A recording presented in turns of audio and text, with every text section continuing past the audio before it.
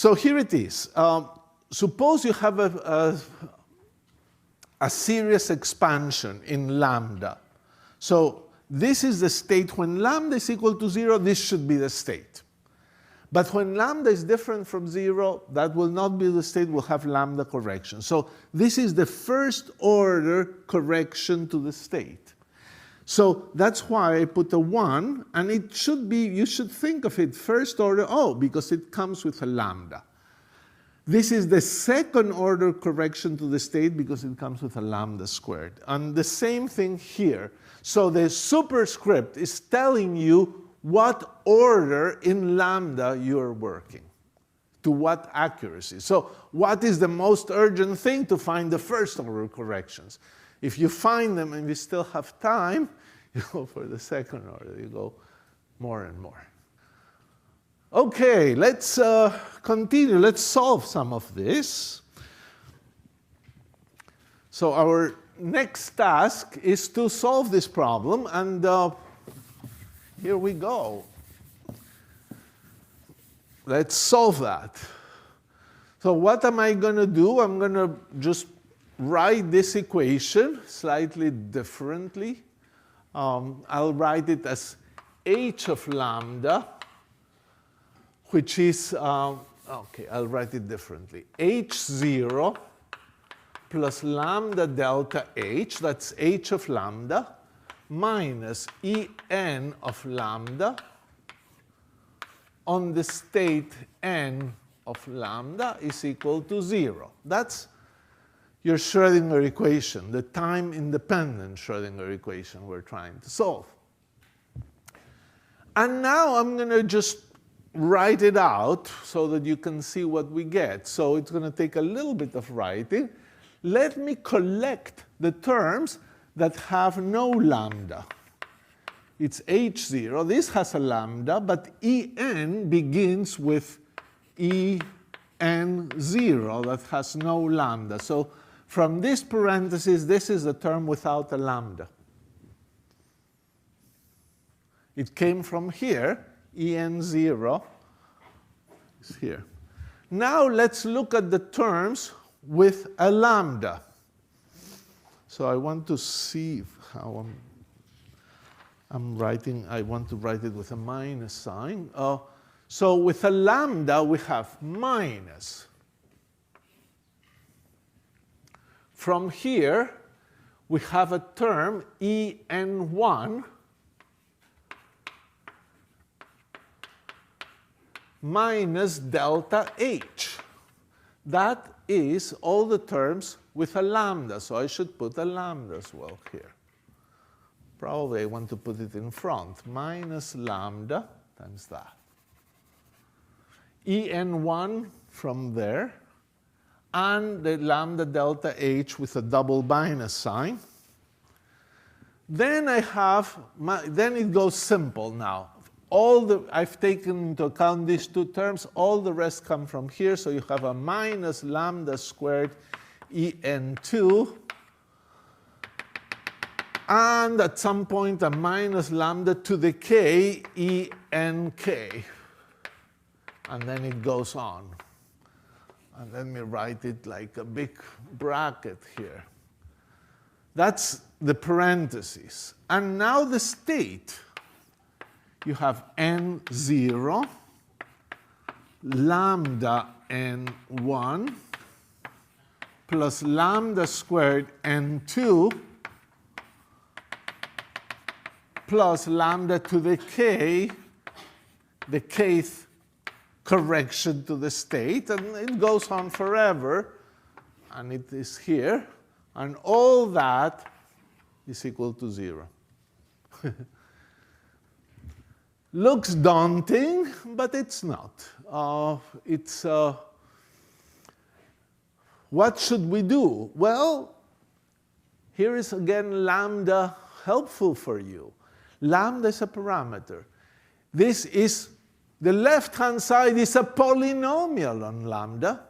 It should vanish for all values of lambda, because the Schrödinger equation should hold for all values of lambda. When a polynomial vanishes for all values of lambda, the argument of the polynomial, all the coefficients must vanish of the polynomial. Therefore, we must look at what is 0th order in lambda here and see what we get. Well, 0th order in lambda, we get this equation, h0 minus en0 on n0 equals 0. That's 0th order in lambda, and that's an equation that is not new. You knew it. That's a statement that n0 was an eigenstate of the original Hamiltonian.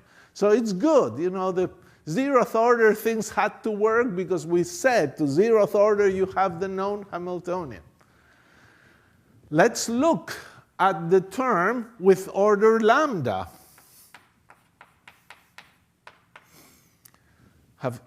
Lambda can get from this term in the Hamiltonian acting on n1. That's order lambda, so let's write it here. h0 minus en0 on n1.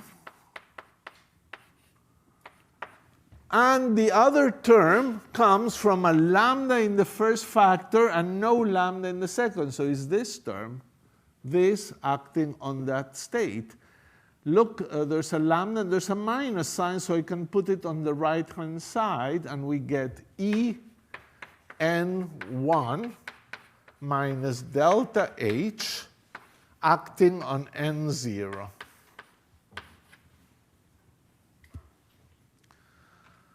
Let's be a little daring and try to get the lambda to the k.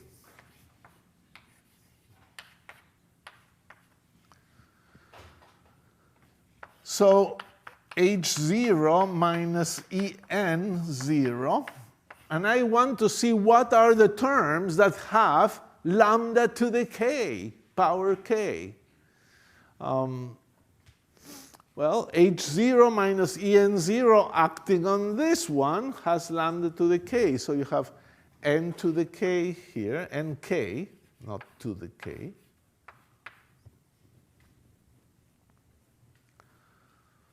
And then to get lambda to the k, I could have a lambda here, and the term that is before this, lambda to the k minus 1 and k minus 1, and it goes with the minus sign to the right-hand side, so you would have en1 minus delta h on nk minus 1.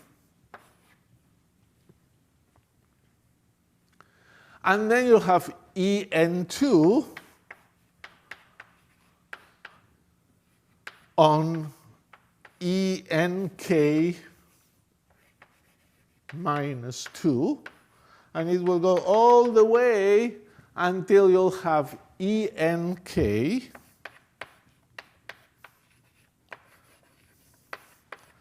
acting on n0, the original state.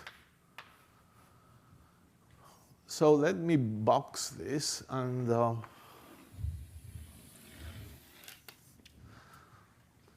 those are the equations that we get.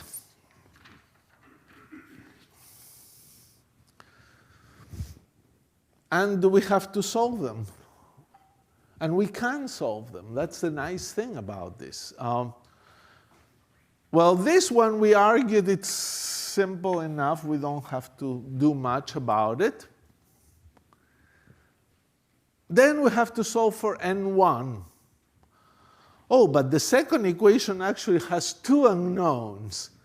We don't know the state n1, the first correction, and we don't know the energy correction. So, but that's kind of the usual thing with the Schrödinger equation. You don't know the energies and you don't know the eigenstates. So you couldn't expect this.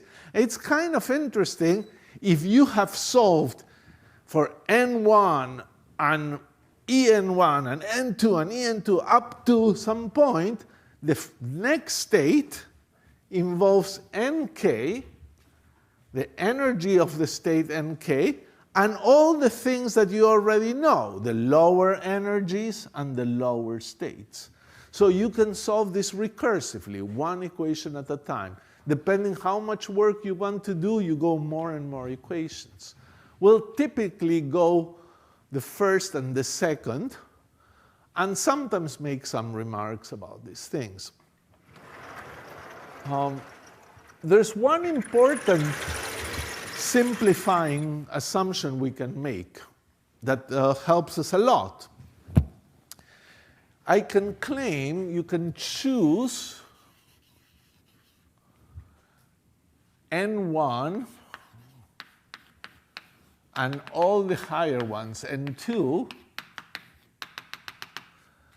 to be orthogonal to N0. Think a little about this.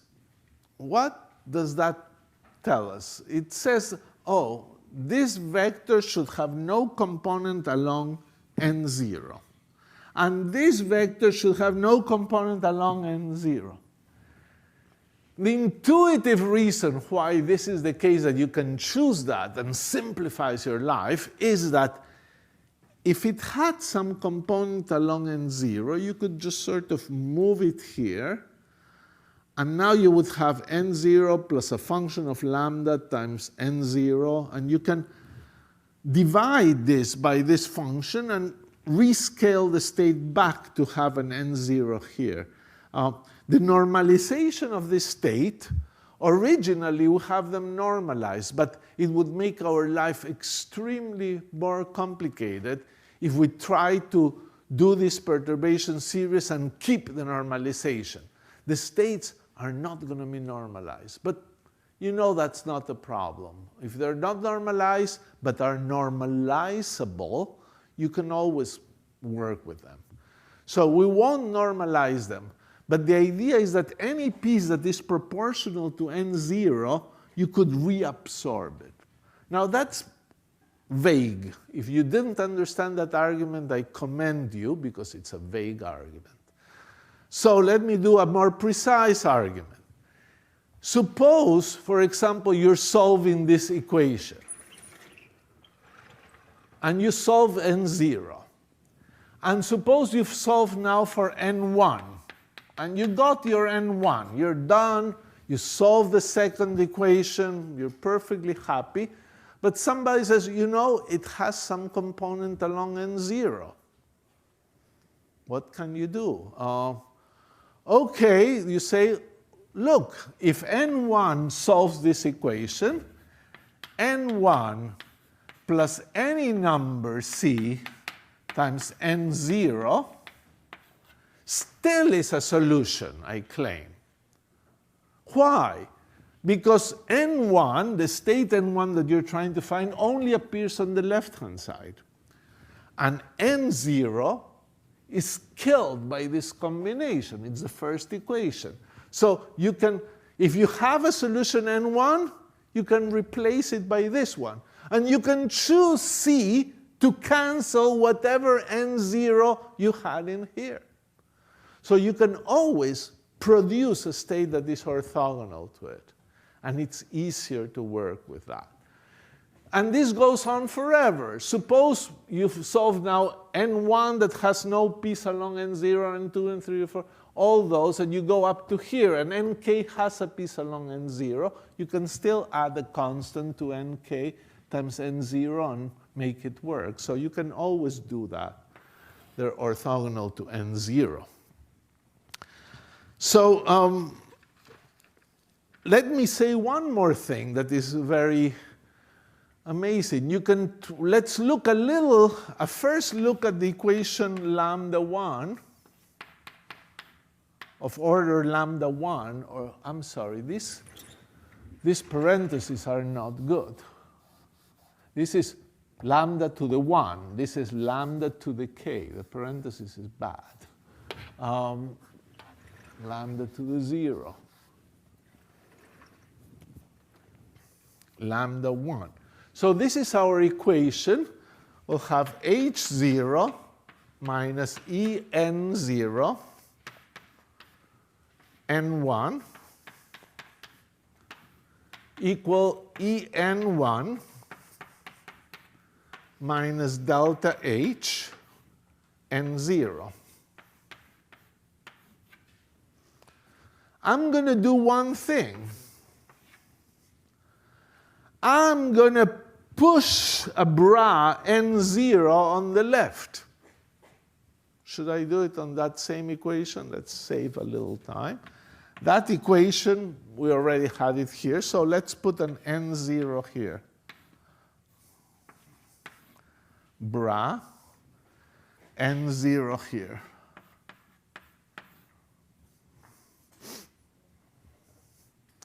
Okay, so here is the challenge.